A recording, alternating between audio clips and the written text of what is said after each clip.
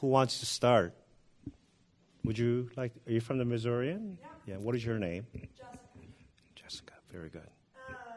President Choi, Mm-hmm. with the new degree program, it was talked a lot about how it reflects the Next Gen initiative. How do you see a connection between the new degree program that was approved today and Next Gen? There is a critical link to better nutrition as well as exercise sciences leading to a healthier person.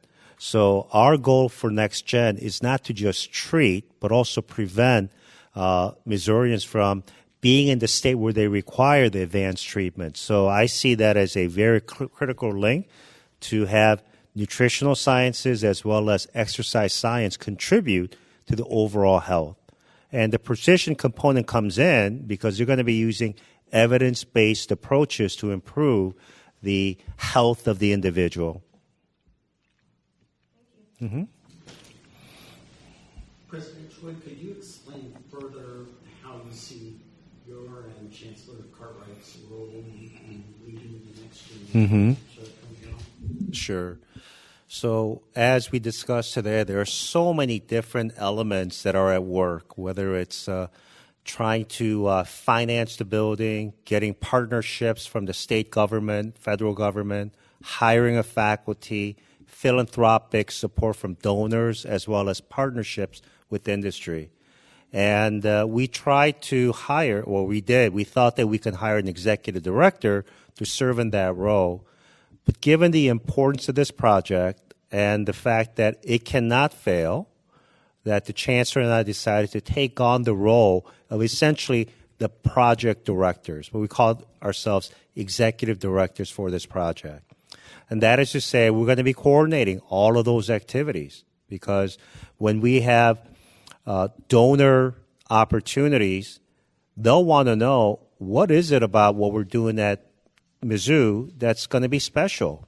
Many universities are doing precision health research, but what makes us special? For that, we need to really understand our faculty research and their impact that they're making. So coordinating those types of activities will require leadership at our level. I was just curious about you said one of the big challenges that you're going to be facing is getting those donor funding, getting that. So, and I heard a little exchange. So you raised $20 million so far. Your goal was $100 million. What's your game plan to fund this new project? Sure. The game plan is to continue to identify donors who have interest in multi-figure gifts, 6 to 7 figure gifts, or not 7 to 8 figure gifts. And our goal is to develop compelling stories using our faculty members' research and the impact that they're having in improving healthcare. And we've done a lot of groundwork in increasing the awareness among the donors, but now it's time to close those deals. So over the next month, the Chancellor and I have an opportunity to meet with some of our top donors throughout the country to begin making those asks. And if we can convey to them the exciting opportunities to treat breast cancer and prostate cancer using technologies that don't exist anywhere else, then I think we can get the type of commitment from our donors. But I also want to say that partnerships with industry is also going to be very critical, through which we can receive philanthropic contributions.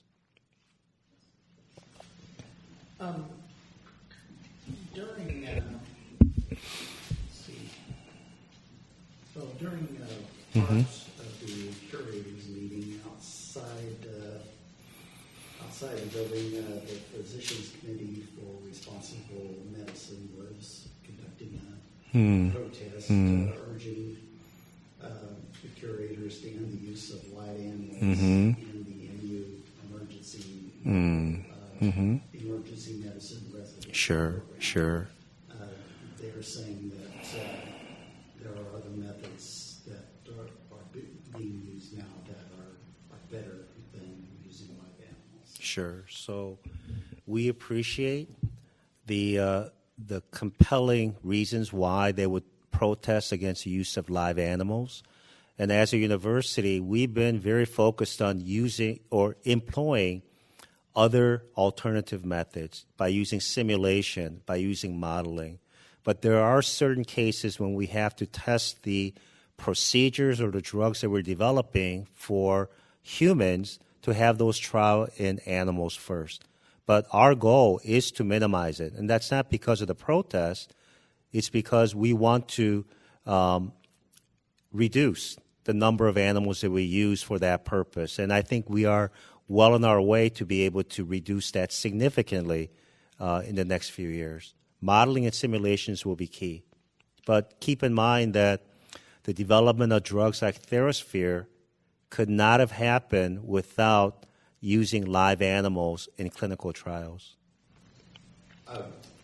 Just to follow up, is it foreseeable that the use might be minimized so far as to be eliminated?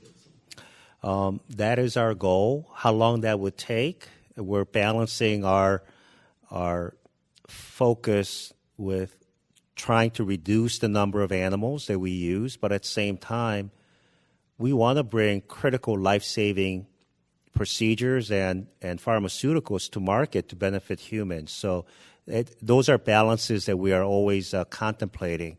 But it is our goal to reduce the number of animals, live animals that we use. KOMU's report last night mentioned that the university system is one of 10 across the country still to be using live animals in their research. I know that you said that the goal is to reduce that as far as possible. Why is it that the University of Missouri system hasn't been able to do it when so many other universities have? So I did not see their report, but I would say that if KOMU is stating that there are only 10 universities, I would like to get some more facts. The reason being is most, if not all, medical schools and health systems and so forth use live animals. To think that we are one of only 10, I think, may not be entirely accurate, but not having seen the data, I would like to request that data so I can take a look at it.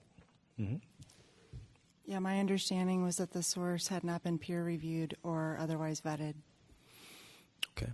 Good question, though. Yeah. Yes. Anything else? Roger? I don't think I have anything else. I had one other from earlier. Talking about the philanthropy work, your goal is 100, you're at 20 right now. I know that there was also the debt issuance that went through with this board meeting. How much of the 75 of that 337 million that was approved for issuance do you plan to use currently the amount that you've raised philanthropic? So our plan is to use a dollar amount of zero.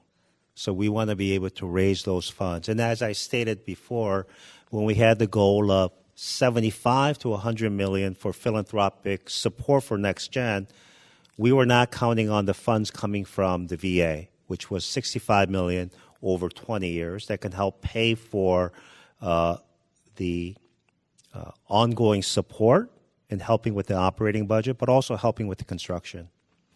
And we're also seeking $10 million in support from the state to be rolled into the core. And we're also having some very deep discussions with MU Healthcare, which is a critical component of Next Gen Precision Health Institute, to contribute some of their net operating income to support the activities, research activities, as well as construction activities for the Next Gen. So there are other sources of funds. So our goal is to reduce the amount of debt that we issue as a university. Good. Good. All right. Thank you.